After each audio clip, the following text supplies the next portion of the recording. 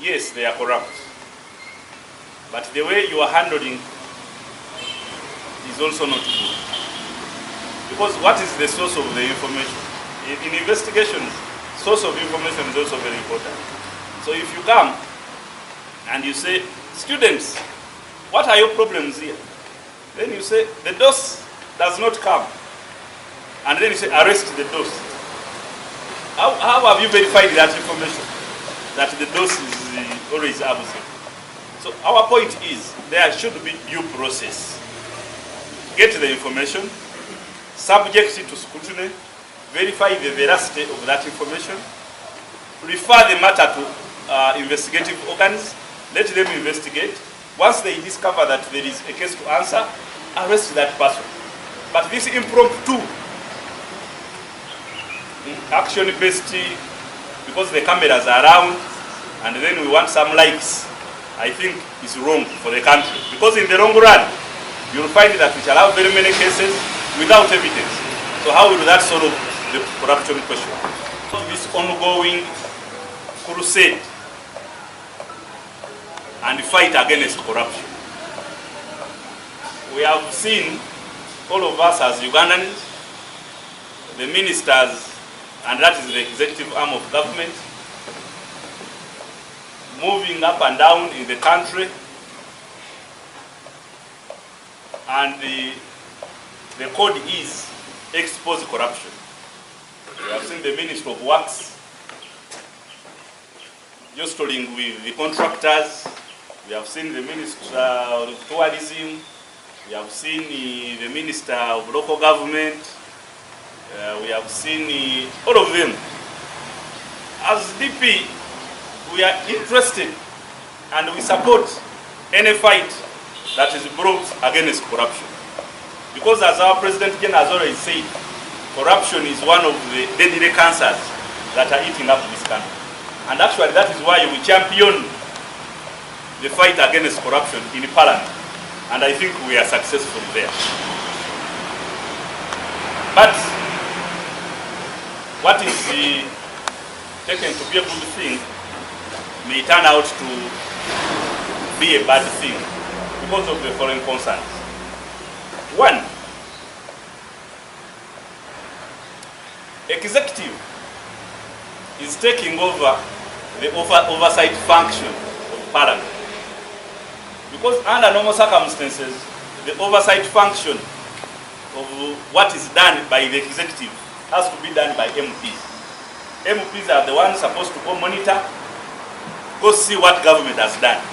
But now the scenario we are seeing is government going to see what it has done. We think that the MPs have abdicated their role, and this has created a gap that is encouraging these ministers to move up and down to go and do oversight on behalf of the MPs.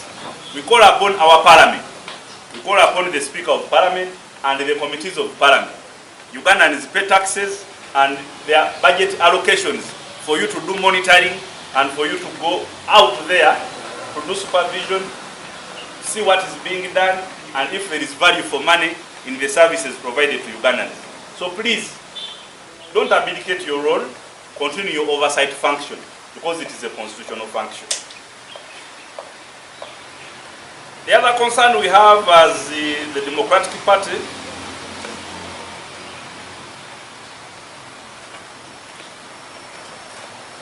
we have seen some arbitrary actions by some ministers.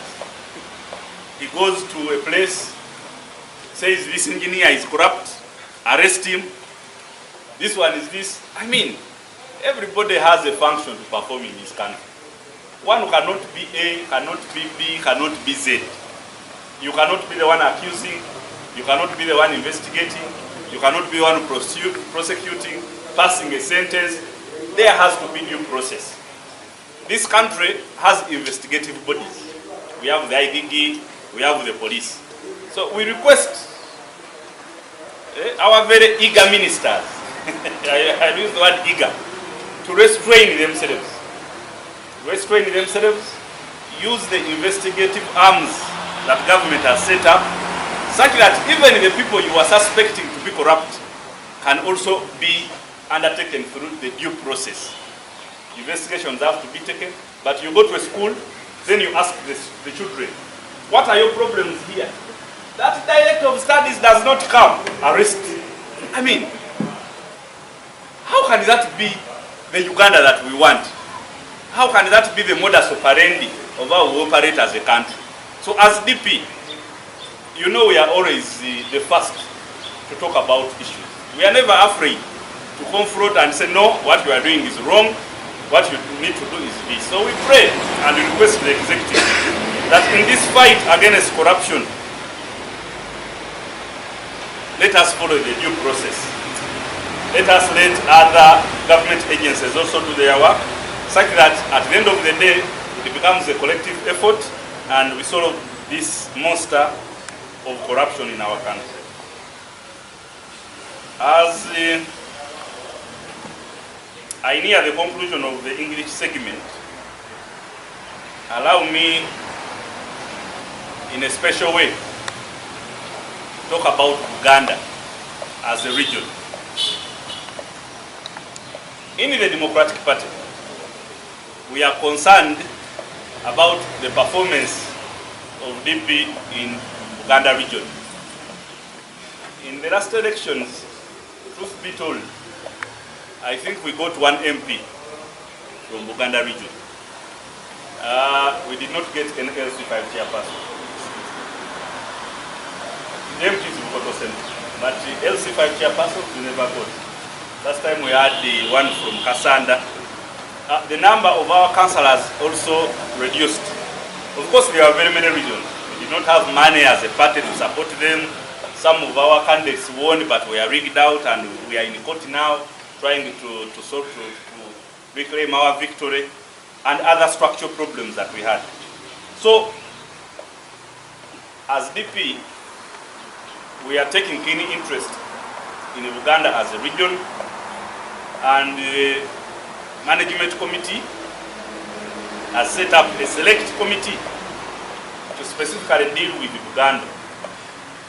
And I'm fortunate to have been made the head of that select committee. Mr. Kwata is a member and other members in the committee. So as a committee, we are going to start moving district to district in Uganda to diagnose what was the problem and what do we need to do. Because we need in the next election cycle in the Uganda region, either DP should have the most MPs. If we don't have the most MPs, then we should be second to the party that has the most MPs in the Uganda region. And that is going to happen. So, we want to revitalize our structures. We want to purify our structures because we have a problem as a party. You have somebody who is the DP chairperson of a certain district. But when elections came, that chairperson went and contested on a noob ticket. But in our structures, he is still what? A member of DP. When it came to elections, they were supporting candidates of other parties. So the first exercise we are going to do is purify our structure. We are going to do an audit when we go to the village, when we go to the sub-county, when we go to the parish, when we go to the district. We need to ask name by name, how is this one? How is this one? So those that have moved on and gone to other parties, we shall fill those positions. Once the exercise of purifying our structures is done, then we shall do and start doing mobilization activities. The reason why we are not starting mobilization activities is because sometimes you will delegate work to people to the ground to do, yet they are no longer members of the Democratic Party. So we want to start with structure purification, and after we are done with that, then we shall start activities across the region to see that we revive Democratic Party in Uganda as it was previously. So I'm calling upon all chairpersons of DP in Uganda and all our sub-region representatives. We are going to have a meeting on 11th August this year at the headquarters here in Walituma at 2 p.m. Please come. We discuss what we need to do for our region, such that we start activities and the party becomes bright again in Uganda.